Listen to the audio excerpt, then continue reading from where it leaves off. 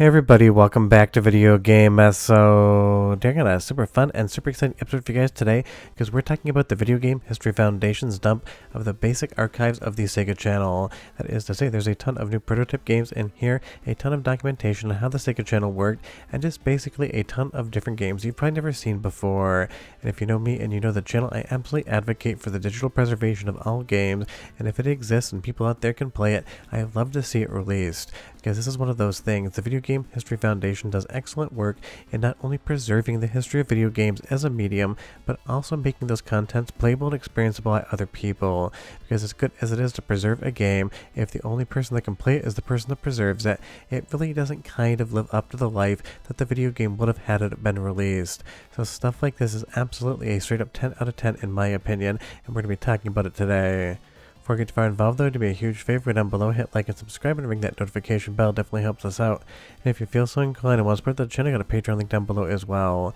And just be aware this archive is absolutely massive. There's a ton of different prototypes, different games that differ from their actual retail releases, as well as some Sega Channel exclusives. Something like Garfield here, The Lost Levels, have no idea how to get up onto that damn ledge, but it is something fun to experience, and that's always a good time. And if you're not aware what the Sega Channel was, basically it was an online service back in the day. Think Setallaview for Super Famicom in Japan, but it actually existed in North America. There was different demos you could play, different games that had differences from retail, and even some prototypes that were apparently sent to Sega for the Sega Channel that never actually released. Taking a look at Waterworld right here, definitely not a great movie, and definitely not a great game. Your mileage is definitely going to vary depending on what you want to play out of this pack, but just so you know, there is a link in the description below so you can go through, look at every single piece of data in there, and even download it for yourself to kind of go ahead and take a look at it. And just so you know, if you do want to play these, I tested them on Mr. FPJ and the Sega Genesis core. I tested them on Genesis plus GX as far as software emulation is concerned. I also popped one on a flash cart on my CDX and I booted up totally fine. So if you want to play these, you should be able to play them however you want. And trust me, digging through the archive is going to be a ton of fun because there's over like 100 different releases, some again which are going to be very similar to what you actually owned back in the day, and others of which you've never seen or heard of before. And again, that is fun because Sega history is rich and varied, and I knew that the Sega Channel existed back in the day. I saw ads for it in magazines, but I never owned one, and I never knew anyone who had one in my friend group growing up. So as far as my knowledge of the Sega Channel is concerned, it was just that esoteric attachment that could get you online back in the day, when basically every console wanted to get online in some way, shape, or form. Let's go into a soundtrack for Waterworld, because I would say as far as the game is concerned, soundtrack may actually be the best part of it.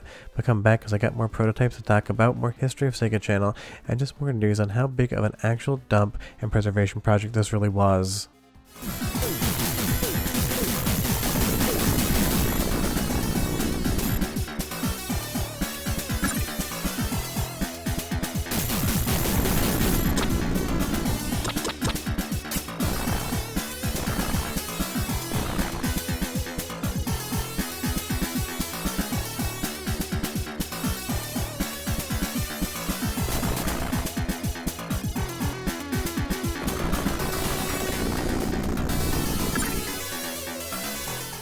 Pretty decent soundtrack to a pretty average game, but let's move over to Lake Crusader by Treasure, and just so you know, some of the prototypes within this pack are going to be prototypes for games that actually existed back in the day on Sega Genesis, but they're going to have differences, they're going to be earlier versions, and you might discover something new or changed in one of your favorite Sega Genesis games, because again, that is the fun part about an actual project like this.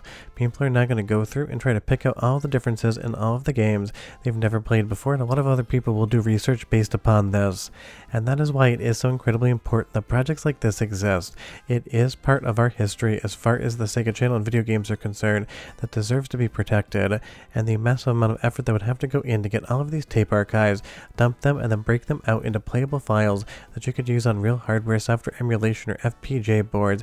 That is a staggering undertaking, and it's the type of thing that I absolutely celebrate on the channel because damn it, the more sharing is the more caring and the more fun everyone has. But here's a quick soundtrack sample because I love this music, and I'll be right back.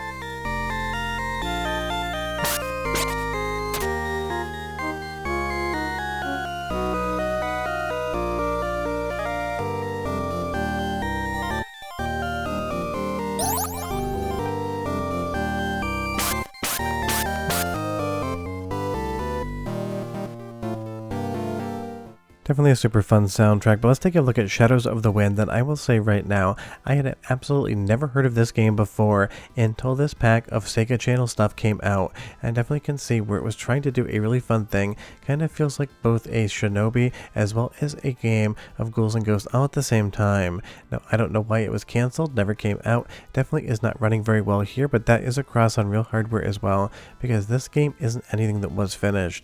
I would say with the parallax scrolling and the overall graphics, definitely looks like something that could have been a decent time, and you will see some of the sprites there do corrupt because again, it is prototype status. But this is preservation at its finest because it even showed me that something existed out there that I've never heard of before. And I don't pretend to be some encyclopedic resource of every single game ever made, but I do know a metric crap ton about the history of gaming, probably way too much for most people honestly. So when I can discover something I've never heard of before, something brand new to me, I get excited about it. And even though I can't even figure out how to get up to the next level here, if there's something you know, leave me a comment down below. Just seeing a game on Sega Genesis that I've never heard of before is not something that happens every single day, so I was 100% stoked to see something like this was contained within the Sega Channel pack for us all to take a look at.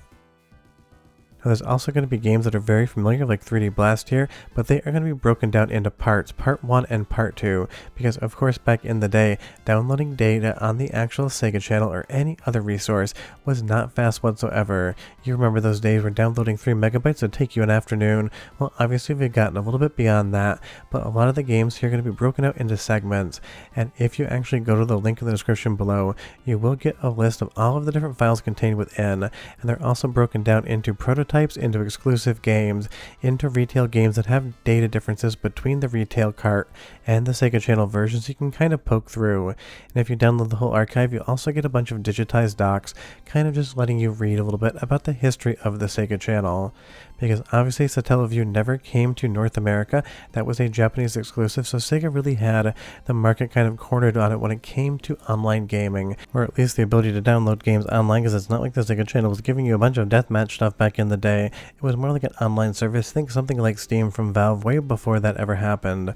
Or Wrath of the Demon here basically seems like a Fabio simulator. If you don't know who Fabio is, you'll have to look it up or ask your mom to borrow one of her romance novels so you know. This is another one that I have never encountered before in my time playing around with Genesis stuff, and this was listed under the prototype unreleased game category, and I will 100% say it absolutely feels like an unreleased prototype, because even on real hardware, this thing has so much lag in the controls, trying to actually not die almost immediately is near an impossibility.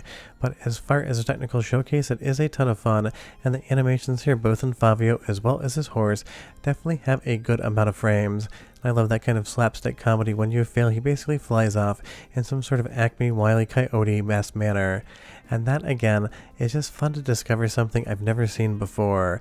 Now, your mileage will definitely may vary, depending on how big of a Sega fan you are when you go to check this pack out, but trust me, give it a couple hours, look at the game list, you're definitely going to find something that's intriguing there for you.